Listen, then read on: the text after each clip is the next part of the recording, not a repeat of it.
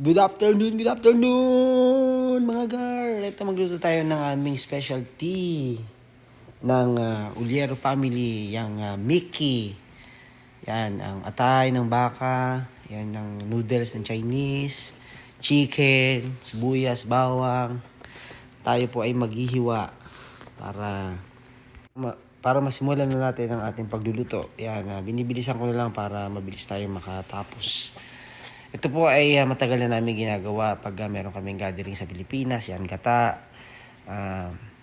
Kasi yan ang aming Uliero special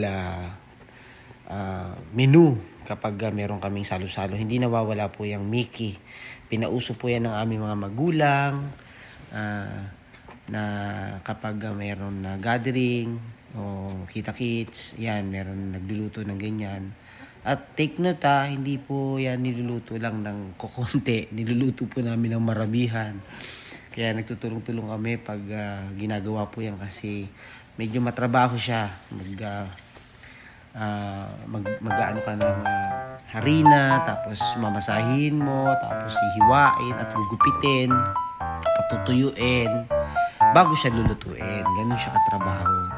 Buti na lang meron ako nabili sa Chinese market ng noodles niya na harina na siya, na ready to cook na. Kaya ayan, tumawag pa ako sa nanay ko niyan kung paano lutuin dahil nakalimutan ko na kung paano. Kaya ayan, sinisimulan ko ng mga gar. Kaya halika at panoorin niyo ako kung paano ko ginagawa siya.